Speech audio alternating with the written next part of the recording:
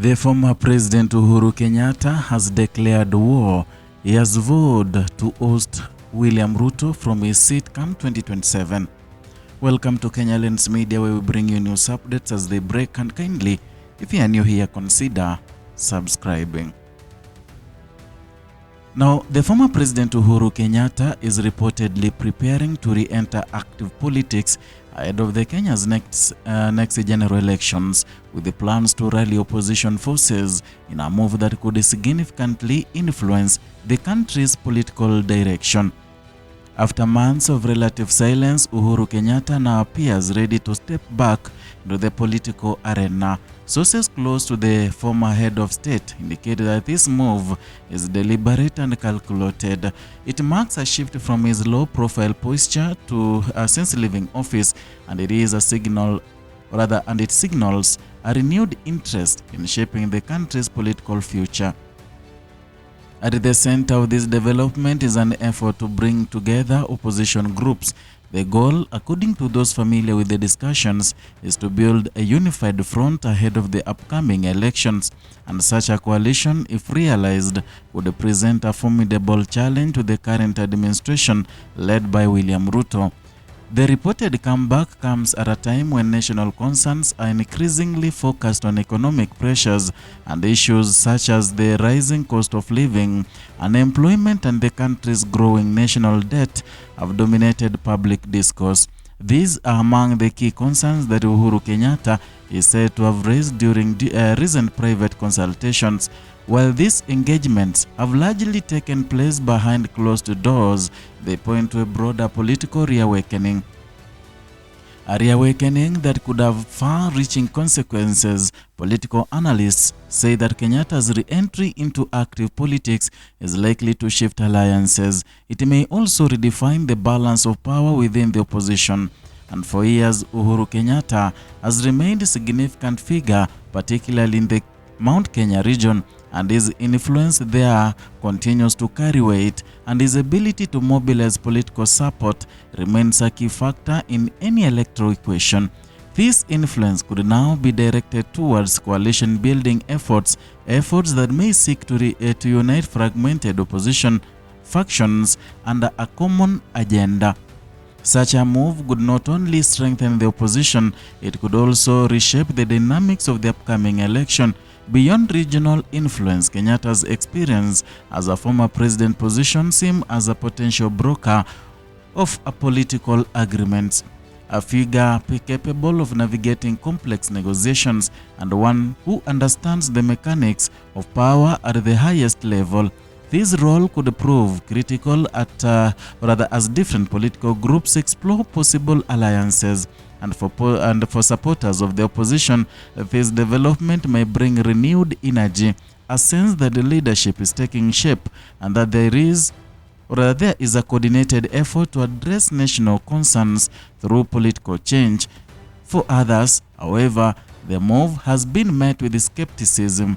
Supporters of the current administration have downplayed Kenyatta's reported plans. They review it as a reaction rather than a strategy.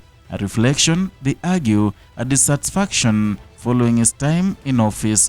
Despite these differing views, the significance of the moment is clear, and Kenya is entering a new political phase, one where former alliances may shift and new ones may emerge. The timing of Kenyatta's move is also notable, and as the country edges closer to the next general election, political activity is expected to intensify. Early positioning such as this could set the tone for what lies ahead. It could influence how parties organize, how coalitions form, and how campaigns are shaped. For the electorate, these developments matter.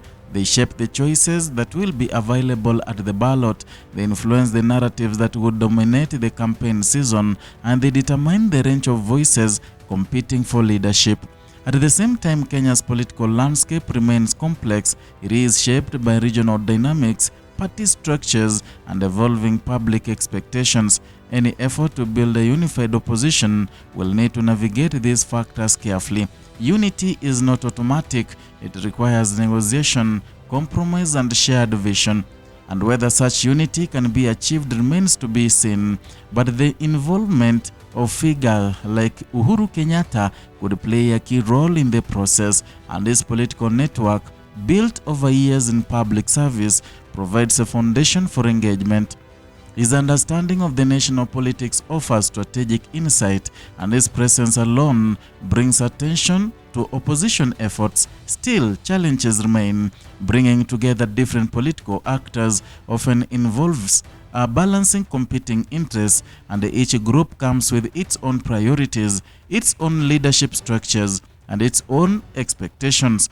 Managing these differences will be essential, and for now, much of the activity remains behind the scenes, and that is consultations, discussions, quiet planning. But the impact of these early moves is already being felt.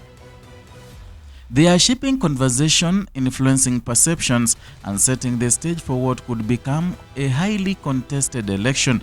Observers note that Kenya has a history of dynamic political shifts, moments where alliances change, and also where new coalitions redefine the political landscape.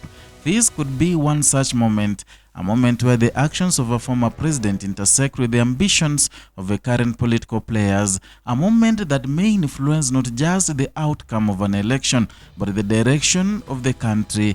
And as attention turns to Uhuru Kenyatta's next steps, one thing is clear: his reemergence has added a new dimension to Kenya's political conversation. It has introduced new possibilities, new questions, and new expectations. And for the current administration, it represents a development to watch closely.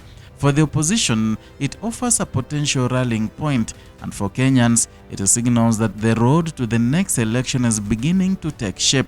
And in the weeks and months ahead, more details are likely to emerge, and more positions will be defined, and more alliances will take form, and each step will contribute to a broader picture, a picture of a country preparing for a crucial democratic exercise.